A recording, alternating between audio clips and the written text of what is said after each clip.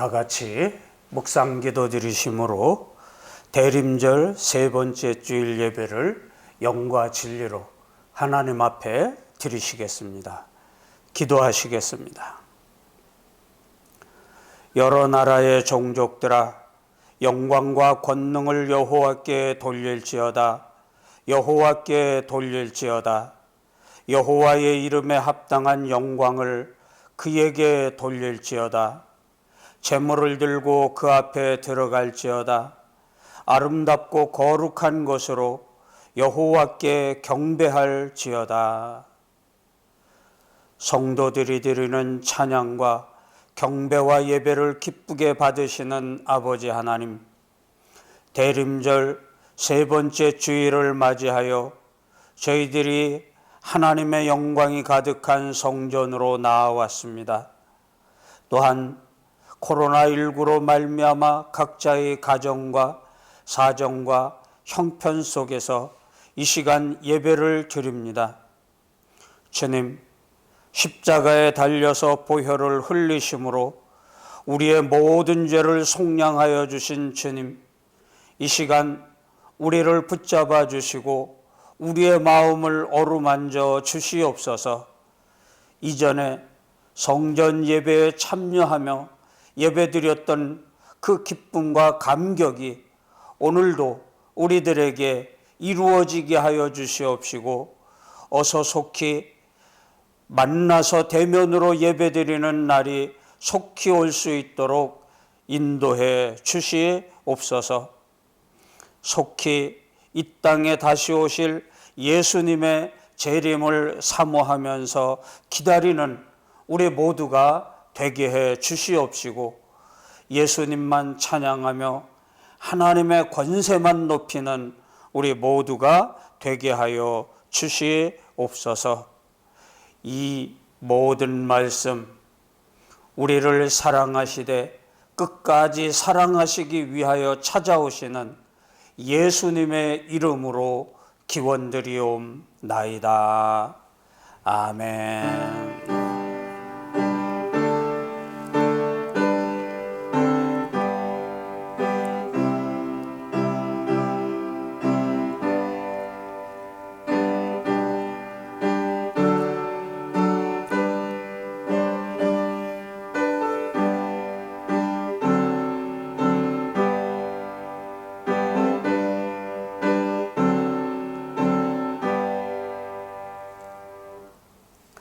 찬송가 104장 찬송하신 다음에 박영섭 장로님 대표 기도해 주시겠습니다.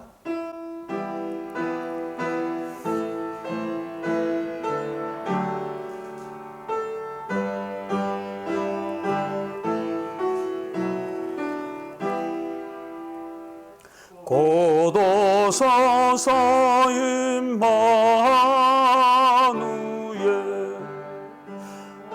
오구하소서 이스라엘 그 포로 생활 고달파 메시아 기다립니다. 기뻐하라 이스라엘 고도시리요 임마누엘 고도서서 지혜의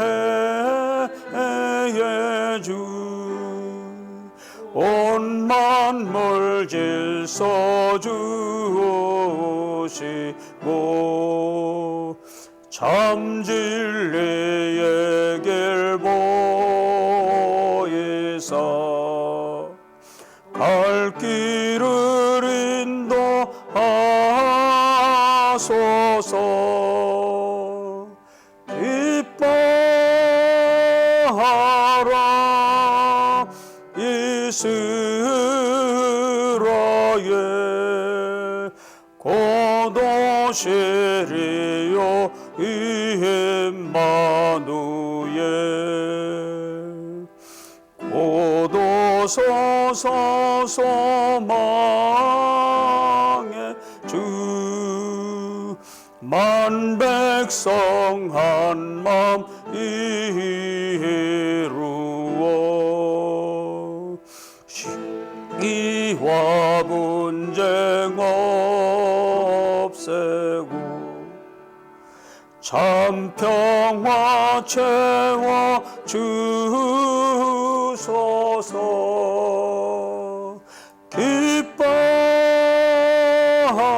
기뻐하라 이스라엘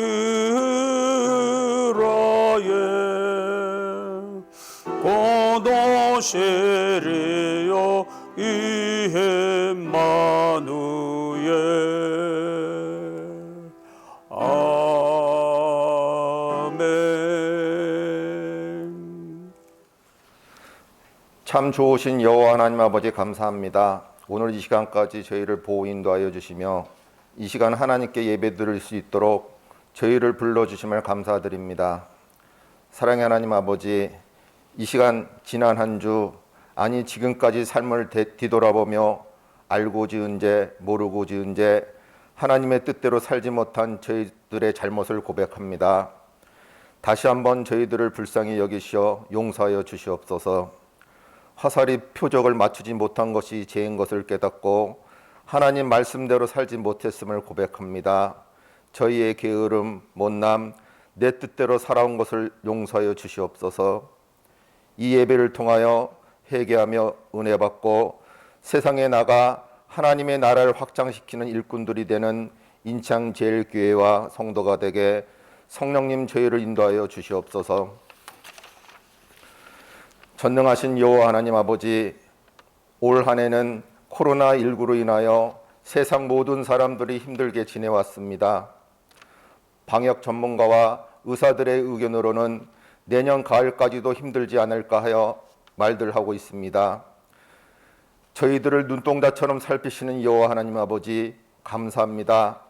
코로나19로 인하여 일상의 행위가 너무 소중한 것임을 깨닫게 하심을 감사드립니다. 지금까지는 식사하고 친교하고 예배드리는 것이 당연한 것인 줄 알고 하였으나 코로나19로 인하여 모이지 못하고 당연한 것을 하지 못함을 얼마나 힘들고 지금까지 해온 것들이 감사함을 깨닫게 하심을 진정으로 감사드립니다. 전지전능하신 여호와 하나님 아버지, 저희들을 불쌍히 여기시고 하루속히 코로나19를 이겨내고 일상으로 돌아가 감사하며 하나님께 예배드릴 수 있도록 저희를 보호하며 인도하여 주시옵소서. 오늘도 말씀을 전하시는 목사님, 성령님께 함께 하시며 말씀 듣는 저희들 옥토와 같은 마음으로 말씀을 듣고 세상에 나가 복된 소식을 전하는 저희들 될 수 있도록 성령님 함께 역사하여 주시옵소서. 예배의 시종을 성령님께 의지하며 아기 예수로 이 땅에 오신 예수님 이름으로 기도드리옵니다. 아멘.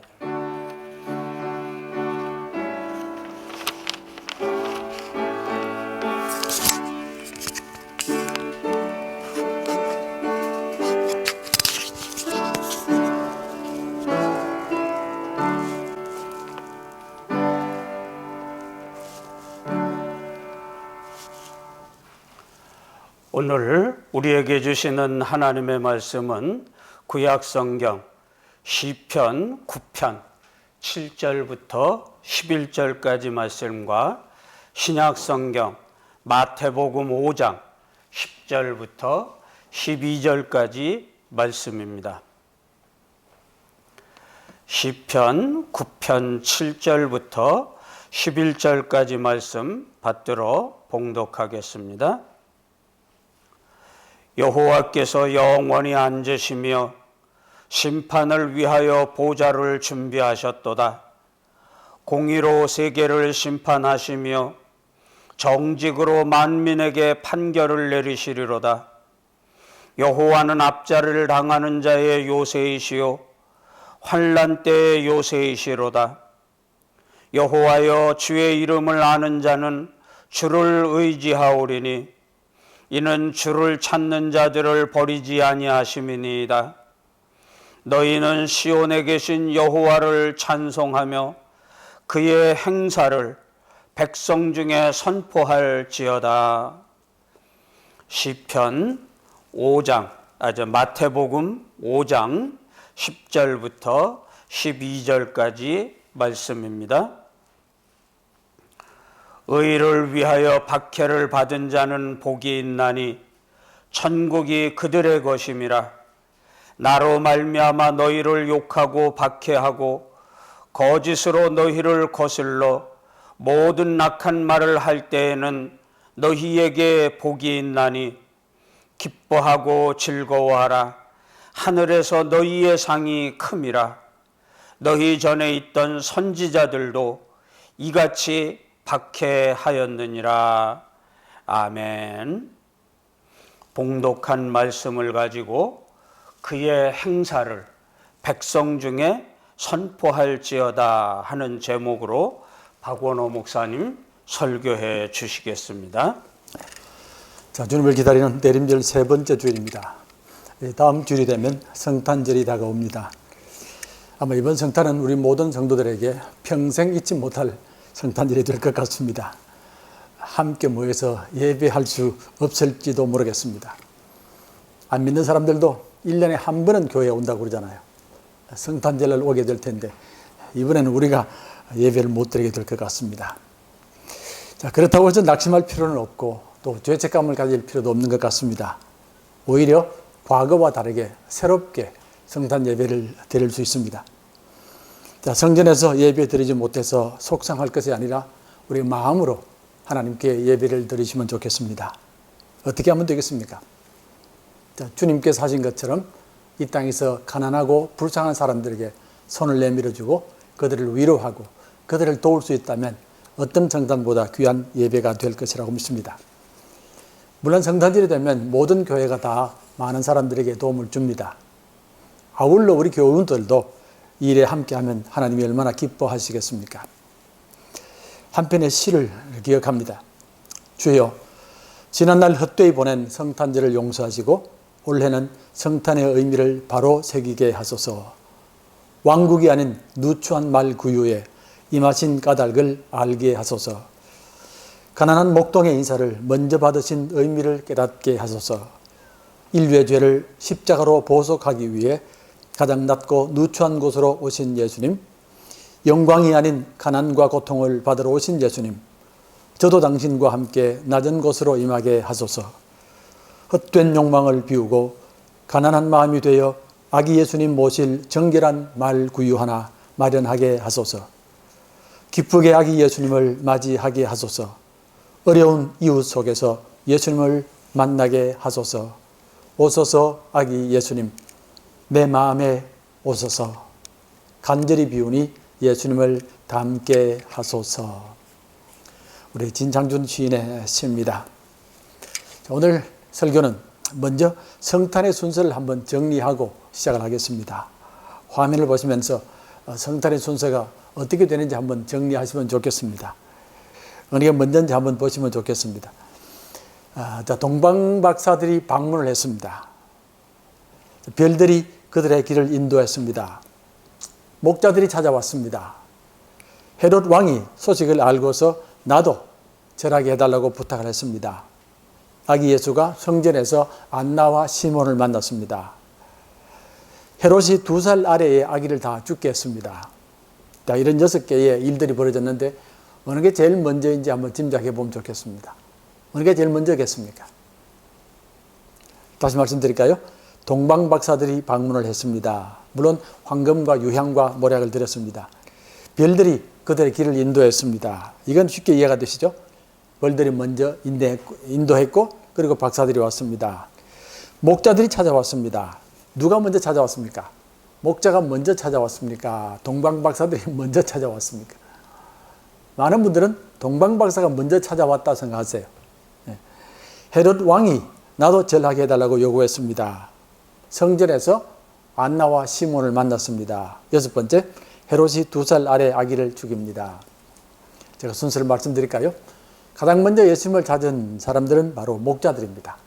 들에서 소식을 듣고 가장 먼저 찾아왔고요. 자, 그 다음에는 성경에서 안나와 성전에서 안나와 시몬을 만납니다. 그러니까 아기가 태어났기 때문에 예루살렘 성전에 가서 예배드리면서 안나와 시몬을 만나게 되는 겁니다. 그러면 세 번째로 아마 별들이 박사들에게 나타나고 그들을 인도해서 동방 박사가 오게 됩니다. 그래서 예물들을 드립니다. 자, 그리고 나서 아마 헤롯 왕이 이 사실을 듣고서 자기도 절하겠다고 나중에 그렇게 못하게 되자 2살 아래의 아기들을 다 죽이게 합니다. 그 말은 무슨 말이냐 하면 예수님께서 핍박당하기 전까지 2년이 지났다는 겁니다. 2년이 지난 동안에 이런 일이 벌어졌기 때문에 2살 아래의 아기를 다 죽이게 되었다. 그렇게 보시면 되겠습니다. 뭐 특별히 중요한 건 아닌데 순서를 알고 있으면 좋겠다 싶어서 말씀드렸습니다. 자, 오늘 본문은 팔복의 마지막 복입니다. 의를 위하여 박해를 받은 자는 복이 있나니 천국이 그들의 것이며 나로 말미암아 너희를 욕하고 박해하고 거짓으로 너희를 거슬러 모든 악한 말을 할 때는 너희에게 복이 있나니 기뻐하고 즐거워하라. 하늘에서 너희의 상이 큼이라. 너희 전에 있었던 선지자들을 이같이 박해하였느니라. 오늘의 말씀이 우리 모두에게 은혜와 또 기쁨이 되기를 기도합니다. 예수님께서 이 땅에 태어나셨을 때에 가장 먼저 천사들이 찬송했습니다. 지극히 높은 곳에서는 하나님께 영광이요 땅에서는 기뻐하심을 입은 사람들 중에 평화로다. 성탄의 메시지입니다. 하나님께 영광이요 땅에서는 기뻐하심을 입은 사람들 중에 평화로다. 아기 예수가 이 땅에 태어난 것이 하나님께 영광입니다. 아울러 기뻐하심을 입은 사람들 중에는 평화입니다. 하나님께 영광, 기뻐하심을 입은 사람들 중에 평화. 한데 이때 또 다른 음성이 들렸습니다. 로마의 평화, 팍스 로마나, 이 말이 들립니다. 이제 이 땅의 평화는 로마가 이룰 것이다. 오직 로마가 이룰 것이다. 로마 제국의 황제의 음성입니다. 가이사 아구스토의 음성입니다. 이제 이 땅의 평화는 로마가 이룰 것이다. 로마의 평화가 선포되었습니다. 온 세상이 로마의 황제에게 영광을 돌려드릴 것이고 온 세상이 이 평화에 박수를 보내며 또한 환호할 것입니다. 평화는 온 세상의 소망이며 모든 종교의 소망입니다. 하늘도 소망하고 땅도 소망하고 모든 만물들도 함께 소망합니다. 성경적으로 말씀드립니다. 평화란 것은 하나님의 나라의 마지막 목표입니다. 평화란 것은 예수님께서 이 땅에 태어나신 목적입니다. 평화는 성령께서 하시는 모든 사역의 중심이며 완성입니다. 교회가 세워진 것도 이 땅의 평화를 위한 것입니다. 이제부터 이 땅에 두 개의 평화가 함께 시작이 될 것입니다. 주님의 평화와 로마의 평화입니다. 자, 이 둘은 어떻게 다릅니까? 로마는 거대한 힘을 의지하여 평화를 만들 것입니다. 하나님은 사랑을 의지하여 평화를 만들 것입니다. 너무나도 다른 평화입니다. 거대한 힘으로 평화를 이룰 것입니다. 거대한 말, 거대한 전차, 거대한 군대, 이들을 통하여 이룰 것입니다. 무엇보다도 이는 인간이 만들 이 땅의 평화를 말합니다. 반면에 주님의 평화는 하나님의 기뻐하심을 입은 사람들의 평화입니다. 하나님의 은총을 받은 무리들, 하나님의 성령을 받은 무리들, 하나님의 나라에 헌신하는 무리들입니다. 참으로 초라한 무리들입니다. 작은 무리들입니다. 요셉과 마리아, 목자들, 성전의 시몬과 안나. 감히 비교가 되겠습니까? 로마 제국과 감히 비교가 되겠습니까? 주님 말씀 가운데에 마태복음 13장에 나오는 겨자씨 비유가 떠올랐습니다. 천국은 마치 사람이 자기 밭에 갖다 심은 겨자씨 하나를 갖더니 이는 모든 씨보다 작은 것이로되 자란 후에는 풀보다 커서 나무가 되매 공중의 새들이 와서 가지에 깃들이느니라. 겨자씨는 주님 말씀처럼 가장 작은 씨입니다. 아무 힘도 없는 씨입니다. 바람이 불면 날려갈 것이고 비가 오면 쓸려갈 것입니다. 짓밟혀도 항거할 수도 없고 도망갈 수도 없습니다. 겨자씨가 가장 두려워하는 게 있습니다. 새입니다. 새가 날라오면 순식간에 삼킴당합니다.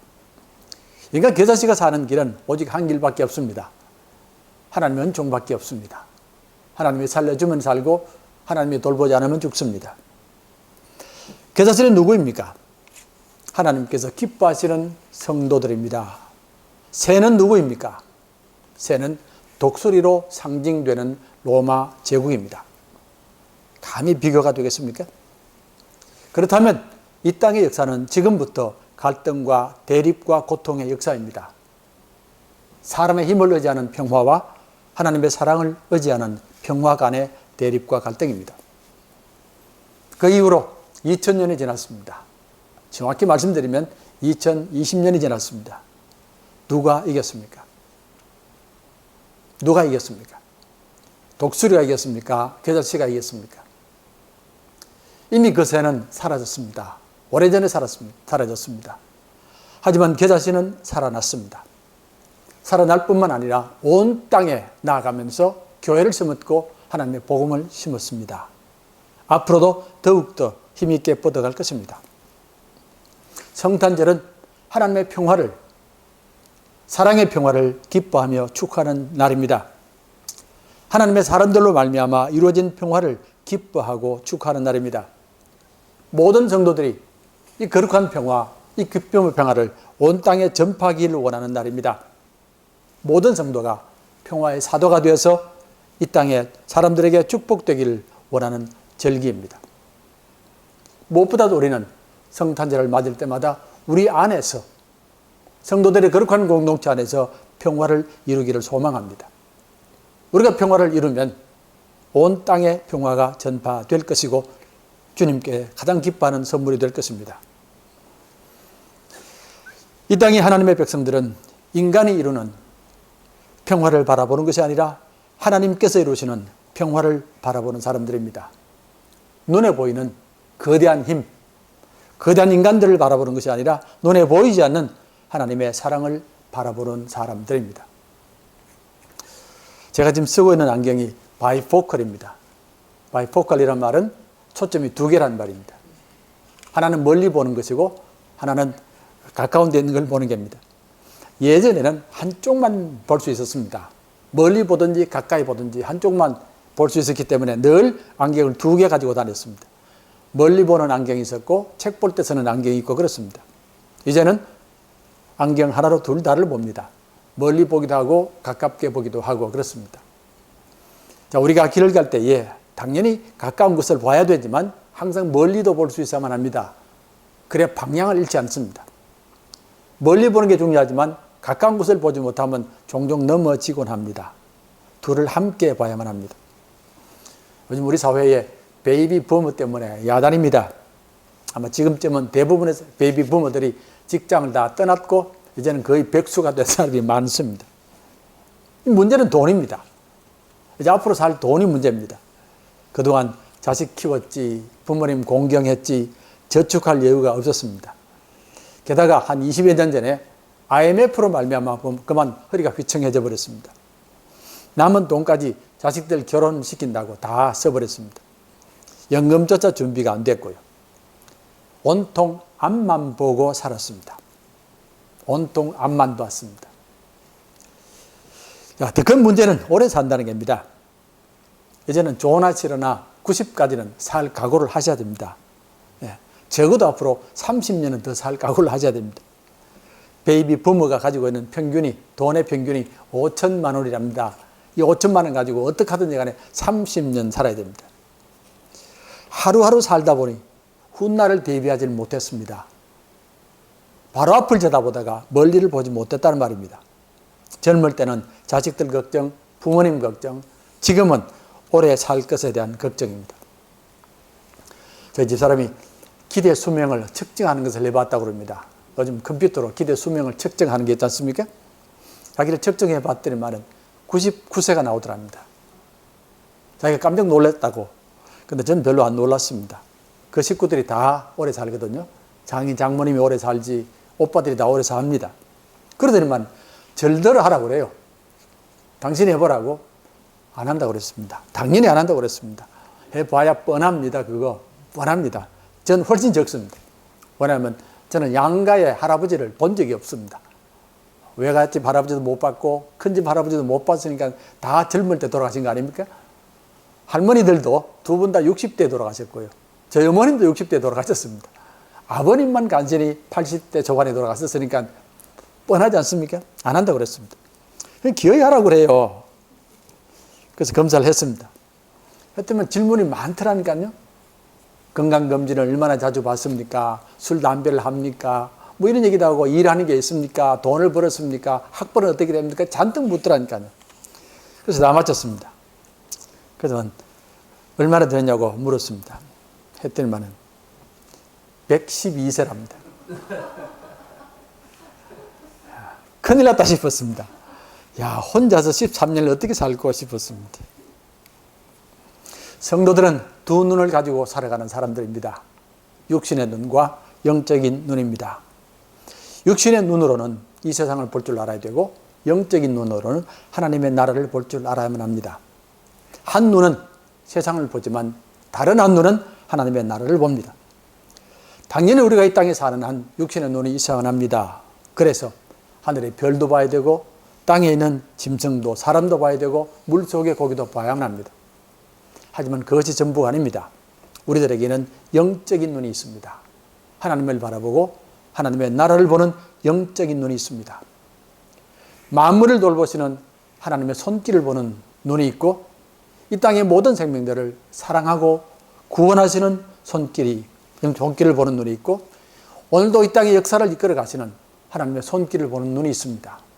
그리고 언젠가는 이 땅에 완성될 하나님의 나라를 바라보는 눈이 있습니다. 그러기에 우리들의 삶은 거룩한 삶이고 영광스러운 삶입니다. 육신의 눈은 당장 앞에 있는 것은 볼지 몰라도 멀리를 보지 못하고 깊이를 보지 못합니다. 그러기에 그 삶은 갈급하고 불안하고 허무하기까지 합니다. 영적인 눈은 멀리를 보며 깊이를 봅니다. 당장 이익은 없을지 몰라도 그러나 삶의 의미를 찾고 목적과 소망을 찾습니다. 성도들은 영적으로 하나님의 나라를 바라보며 그 나라 위하여 헌신하는 사람들입니다. 어떤 경우도 우리는 소망을 잃지 않습니다. 영적인 눈 때문에 그렇습니다. 아무리 악이 넘쳐도 선을 포기하지 않습니다. 영적인 눈 때문에 그렇습니다. 아무리 무력이 몰려와도 의를 포기하지 않습니다. 영적인 눈이 있기 때문입니다. 우리는 확신합니다. 겉으로는 독수리가 이기는 것 같아도 반드시 겨자씨가 이깁니다. 겉으로는 세상 권세가 이기는 것 같지만 반드시 교회 권세가 이깁니다. 겉으로는 로마 황제가 이기는 것 같지만 반드시 하나님의 기뻐하시는 자들이 이깁니다. 어느 신학자의 글이 가슴 깊이 다가왔습니다. 기독교와 다른 종교의 가장 큰 차이는 세상을 바라보는 눈이 다르다는 겁니다. 세상을 대하는 눈이 다르다는 것을 봤습니다. 이 땅의 모든 종교는 운명의 변덕과 타협하라고, 사회의 불의와 타협하라고, 힘이 승리한다는 것과 타협하라고, 삶의 허무와 타협하라고 강요합니다. 만약 그렇게 못하면 홀로 세상을 떠나서 외롭게 살아라고. 하지만 기독교는 아닙니다. 우리는 결코 운명의 변덕에 타협할 수 없습니다. 사회 불의에 타협할 수 없습니다. 힘으로 승리하는 것에 타협할 수 없습니다. 삶의 허무에도 타협할 수 없고 세상을 도피해서 홀로 살 수도 없습니다. 당연히 예수 믿는 사람들은 운명의 변덕을 거부할 것이고 사회 불의를 거부할 것이고 힘의 승리를 거부할 것이고 삶의 허무함을 거부할 것입니다. 우리는 세상을 바라보는 사람들이 아니고 하나님의 나라를 바라보는 사람들입니다. 어떤 일이 있어도 우리는 하나님의 의를 붙들 것입니다.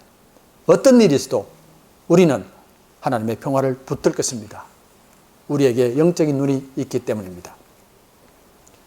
주님께서 이 땅에 오신 목적을 이렇게 말씀하셨습니다. 내가 이 땅에 온 것은 화평을 주려 온 것이 아니라 검을 주러 왔다고. 화평이 아니다. 검을 주러 왔다고 마태복음 10장 34절에서 말씀하십니다. 화평이 아니라 검이랍니다. 아니 분명히 이 땅에 평화를 주기 위하여 온다고 했지 않습니까? 주님은 평화의 왕이 아닙니까? 어떻게 검입니까? 아닙니다. 평화가 아니라 검입니다. 그 이유를 이렇게 말씀하셨습니다. 아버지나 어머니를 나보다 더 사랑하는 자는 내게 합당하지 않다. 아들이나 딸을 나보다 더 사랑하는 자도 합당하지 않다. 무슨 뜻입니까? 이것이 세상 평화란 말입니다. 이것이 로마의 평화란 말입니다. 세상 평화는 나만 평안하면 됩니다. 우리 가족만 평안하면 됩니다. 우리 나라만 평안하면 됩니다. 남이 어떻게 되든 다른 나라가 어떻게 되든 아무 관심이 없습니다. 어쩌면 다른 나라를 정복하더라도 다른 나라의 것을 빼앗더라도 우리가 평안하면 됩니다. 다른 백성들을 노예로 만들더라도 우리가 평안하면 됩니다. 하나님의 평화와는 전혀 관계가 없습니다. 주님 말씀이 맞습니다. 주님은 로마의 평화를 위하여 오신 분이 아닙니다. 하나님의 나라 평화를 위하여 오셨고 모든 생명을 위한 평화를 위하여 오셨습니다. 당연히 로마의 평화와 부딪힐 수밖에 없고 박해받을 수밖에 없습니다. 사도 바울은 로마서 14장 17절에서 말합니다. 하나님의 나라는 의와 평강과 희락이라고. 이 말씀은 사탄의 나라는 거짓과 불의와 탄식이란 말입니다. 의와 평강과 희락이다. 결코 거짓과 불의와 탄식이 아니란 말입니다. 하나님의 나라는 부귀 용화로 이루어지는 것이 아니라 심령의 가난함으로 이루어집니다. 하나님의 나라는 쾌락으로 이루어지는 것이 아니라 애통함으로 이루어집니다. 하나님의 나라는 무력이 아니라 온유함으로 이루어지고 거짓이 아니라 의로 이루어집니다. 복수가 아니라 긍휼함으로 이루어지고 혼란이 아니라 청결함으로 이루어집니다. 하나님의 나라는 전쟁이 아니라 평화입니다. 가장 안타까운 일이 있습니다. 하나님 백성이란 사람들이 세상의 평화를 위하여 로마의 평화를 위하여 앞장서는 일입니다. 어떤 일보다 가슴 아픈 일입니다. 예수님의 탄생 소식을 제일 먼저 들은 사람들은 목자들입니다. 들에서 양을 치는 목자들입니다. 왕궁의 왕도 아니고 성전의 제사장들도 아니고 들에서 양을 치는 목자들입니다. 이 사실은 참으로 중요한 사실을 메시지를 전합니다. 목자는 우리가 생각하는 것처럼 크리스마스 카드에 나오는 우아하고 평화롭고 그런 사람들이 결코 아닙니다. 당시에는 가장 천대받고 비난받았던 사람들입니다. 가장 천대받고 비난받았던 사람들의 대표가 목자들입니다. 예수님이 이 땅에 오셨을 때는 로마가 지배할 때입니다. 수많은 백성들이 고통을 받았습니다. 그리고 가난하고 비참하게 살았습니다. 특별히 아이들, 과부들, 고아들, 장애인들, 이방 민족들 사람 취급도 못 받았습니다. 그런데 이 가운데서 부귀 영화를 누리는 사람들이 있었습니다. 핍박받는 이스라엘 백성들 가운데서 부귀 영화를 누리는 사람들이 있습니다. 종교인들입니다. 바리새인들, 사두개인들, 제사장들입니다. 이들은 로마와 타협하면서 부귀 영화를 누렸습니다. 사두개인들은 로마와 타협하면서 제사장의 직분을 가졌고 엄청난 부를 누렸습니다. 바리새인들은 로마와 타협하면서 백성의 대표로서 로마의 혜택을 누렸습니다. 이들을 성전 귀족이라고 부릅니다. 성전 귀족들이 있었습니다. 전에도 말씀드렸지만 백성들에게는 엄청난 세금이 주어집니다. 수학에 35%를 바쳐야 되고 성전세로 20%를 바쳐야 되고 게다가 로마에 12%, 15%까지 세금을 바쳐야 합니다. 바치지 못하면 땅을 포기해야 됐고 가정을 포기해야 했고 성전에 오는 것을 금했고 사회에서 함께 살지도 못하게 했습니다. 가족도 떠나고 고향도 떠나야만 했습니다. 이런 사람들이 목자들입니다. 들에서 홀로 양을 치는 사람들입니다. 성전세를 못 냈기 때문에 정죄를 당합니다. 배척을 당합니다. 쫓겨났습니다. 들에서 양을 치는 겁니다. 이들에게는 로마의 억압보다 성전 귀족들의 단합이 훨씬 더 힘들었다고 합니다. 예수님께서도 백성들의 원수가 이들이라고 말씀하십니다. 예수께서 만약에 이들의 권세에 도전하면 당장에 죽이려고 할 겁니다. 왜 안식일에 사람을 고치느냐? 왜 죄인들과 식탁에 식사를 하느냐? 왜 여자들과 대낮에 말하느냐? 왜 이방인들과 함께 하느냐? 왜 고아나 아이들을 높이느냐? 그 말입니다. 하나님을 가장 잘 믿는다고 말하는 사람들입니다. 종교적인 직책도 가지고 있습니다. 안식일에도 예배 드리는 사람들입니다. 하지만 하나님을 믿는 사람들이 아니고 하나님을 이용하는 사람들입니다. 하나님을 이용해서 자기 권세를 가졌고 지위를 가졌고 부를 가지며 마음 놓고 불의를 행했던 사람들입니다. 우리는 오늘 팔복의 마지막 복을 대하고 있습니다. 마지막을 대하면서 우리는 큰 기대를 갖습니다. 이제는 하나님께서 우리들에게 풍성한 은총을 주시리라, 풍성한 축복을 주시리라, 풍성한 위로를 주실 것이라고 기대합니다. 한데 본문은 아닙니다. 오히려 가장 힘들게 마칩니다. 곳곳에 박해란 말이 나옵니다.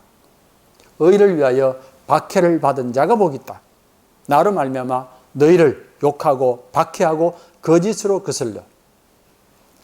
어떻게 박해가 복이 될 수가 있습니까? 물론 많은 성도들이 박해를 받았습니다. 그럼 차라리 고귀하다, 거룩하다, 경건하다라고 말해야 되지 어떻게 복되다라고 말할 수 있습니까? 게다가 기뻐하고 즐거워하랍니다. 어떻게 박해받는 것이 기뻐하고 즐거워할 일입니까? 이제 우리는 주님의 말씀을 들어야만 합니다. 성도들이 박해받는 것은 당연히 기뻐하고 즐거워할 일입니다. 박해받는 것은 당연히 성도들에게 주신 가장 거룩한 축복입니다. 왜냐하면 하나님의 나라 백성들이기 때문에 그렇습니다. 본문은 말합니다. 하늘에서 너희의 상이 큼이라. 성도들의 상은 하늘에 있다는 말입니다. 결코 이 땅에 있다는 것이 아닙니다. 아울러 성도들은 하나님의 백성이기에 선지자의 사명을 가진 사람들입니다. 하나님의 가장 충성된 직분자란 말입니다. 너희 앞에 있던 선지자들을 이렇게 박해하였느니라. 너희들도 선지자로 세운 사람들이란 말입니다. 하늘의 상이 있느니라, 선지자이니라. 최고 축복의 말씀이고 최고 존경의 말씀입니다. 세상의 어떤 상도 하늘의 상과는 비교할 수가 없습니다. 하늘의 상은 영원한 상이고 하나님께서 주신 상입니다. 세상의 어떤 직책도 선지자와 비교할 수는 없습니다. 어떤 대통령을 선지자와 비교하겠고 어떤 정치인을 선지자와 비교하겠고 어떤 부자를 이 사람들과 비교하겠습니까? 구약시대 선지자들은 하나님 말씀에 따라서 왕들을 책망했습니다. 제사장들을 책망했습니다. 그리고 백성들을 책망했습니다. 어떤 왕이라도 율법을 지키지 않으면 책망받았고 어떤 제사장이라도 제사를 잘 못 드리면 책망을 받았습니다. 이들에게 하나님의 권세와 하나님의 사명이 있습니다. 하나님의 백성들이 하늘의 상을 바라보고 그리고 선지자의 거룩한 사명을 감당합니다. 자, 이들이 있었기에 나라가 바로 세워지고 이들이 있었기에 의가 세워지는 겁니다. 이 땅의 근본이 세워지고 생명의 근본이 세워집니다. 모든 권세들은 당연히 이들에게 반발할 것이고 죽이려고 할 것입니다. 반발한다는 말은 이들이 의를 말하기 때문에 그렇습니다. 의를 선포하기에 당연히 다가오는 반발입니다. 반발할수록 더욱 우리의 상은 커질 것이고 반발할수록 우리의 지위는 더욱더 높아질 것입니다. 영적인 눈으로 말씀드립니다. 세상은 거짓에 기초하고 있습니다. 이 땅의 모든 일들은 거짓에 따라서 움직입니다. 겉으로는 선이라고 말해도 뿌리에는 거짓이 담겨져 있습니다. 고린도 후서의 말씀입니다. 사탄도 자기를 광명의 천사로 가정한다고. 겉으로는 천사와 같습니다. 말이 천사와 같습니다. 그리고 겉으로 보는 모습이 천사와 같습니다. 어디 가나 나는 바르게 한다. 나는 공정하게 한다. 나는 의롭다라고 외칩니다. 빛나는 천사입니다. 하지만 속으로는 사탄들입니다. 하나님의 의가 선포될 때에 반발할 것이고 죽이려고 할 것입니다. 저는 오늘 팔복의 마지막 말씀이 교회를 향한 말씀이라고 믿습니다. 교회는 하늘의 상을 바라보는 사람들의 모임입니다. 거룩한 선지자들의 모임입니다. 하나님께서 이 땅에 교회를 세우시면서 하늘의 상을 바라보며 선지자의 사명을 감당하라고, 그래서 의를 세우라고, 어떤 일이 있어도 의를 세워야 한다고 말씀하셨고 의가 세워져야지 세상이 회복된다고 말씀하셨습니다. 이 땅이 바로 서기 위해서는 교회가 바로 서야 되고 교회가 바로 서야지 이 땅에 바로 세워질 줄로 믿습니다. 만약 교회가 이 사명을 잃어버리면 세상이 반드시 하나님의 자리로 올라갈 것이고 거짓된 평화를 만들 것입니다. 수없이 많은 생명들이 고통받고 의가 무너지고 온갖 악이 난무하게 될 것입니다. 만약 교회가 하나님의 나라를 잃어버린다면 자기만을 바라본다면 약해질 수밖에 없고 넘어질 수밖에 없습니다. 주인이 떠나면 사람들은 점점 자기가 가진 축복들이 내 것이라고 생각하기 시작하고 그리고 그곳에 다툼이 생기고 탐욕이 생기고 거짓과 부패가 생길 수밖에 없습니다. 어느 원로 목사님의 고백을 들은 적이 있습니다. 제가 무척이나 존경하는 목사님이고 한 교회에서 60년 가까이 사회가 한 분입니다. 10몇 살에 시작해서 그랬고 그 지역에서는 제일 큰 교회 담임 목사로 섬기다가 은퇴한 분입니다. 이분이 후배들에게 강의를 하시면서 자기는 이제 와서 3가지를 후회한다는 말씀을 하셨습니다. 3가지가 후회되는 것이 있다고? 우리 모두가 다 놀라기도 했고 의아하기도 했습니다. 무슨 일이 그렇게 후회스러운지? 첫 번째는 나는 세상을 섬기지 못해서 이제 후회합니다. 일찍부터 교회를 섬기기 때문에 일평생 교회 안에서만 살았다는 겁니다. 그래서 세상을 섬기지를 못했습니다. 그것이 첫 번째 후회라고 그랬습니다. 두 번째 후회는 나는 미친 듯이 설교를 하지 못했다고 이렇게 말씀하십니다.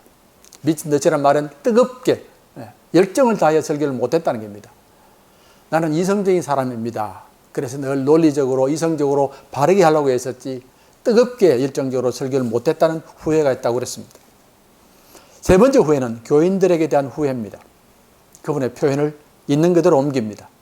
내가 키운 교인들 꼬라지가 너무 서글퍼서 후회합니다. 내가 키운 교인들 꼬라지가 우리 모두가 참으로 가슴 아프게 들었습니다. 저는 이렇게 해석을 했습니다.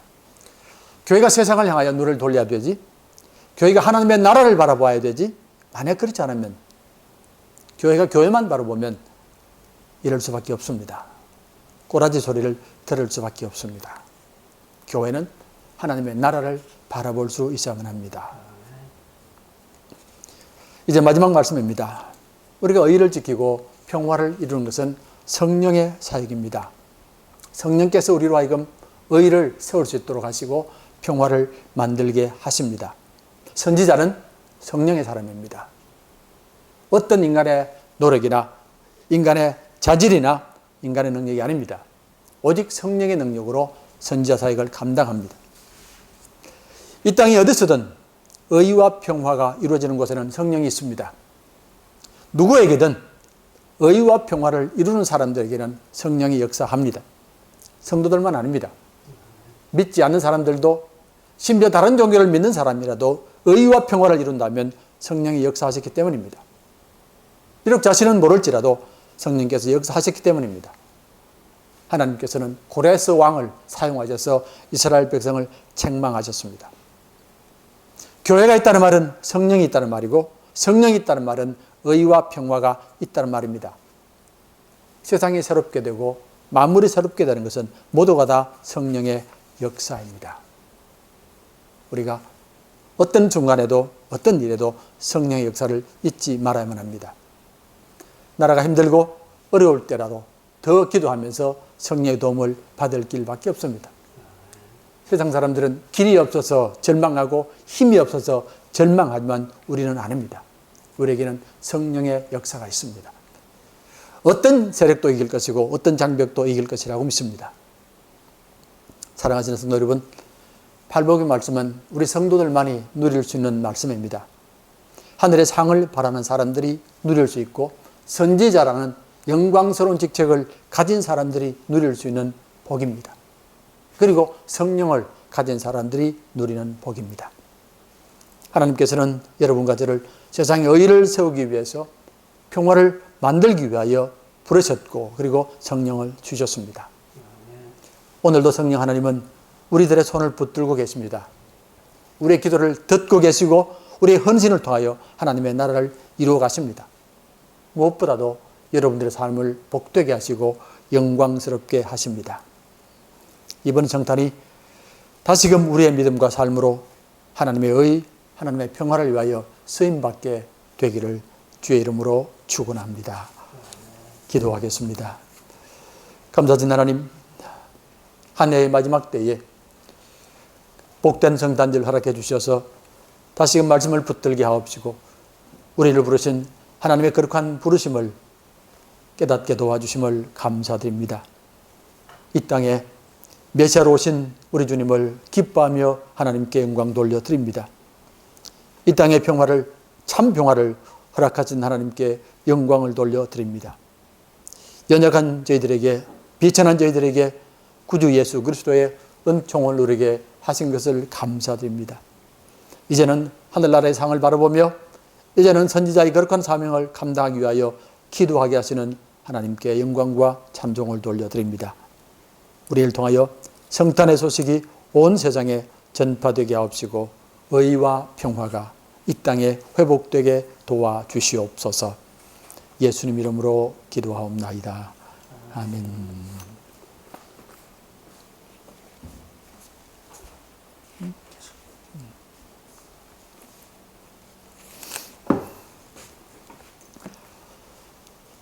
사랑하시는 성도 여러분, 이제 주의 말씀을 가슴에 품고 세상으로 나아가십시오.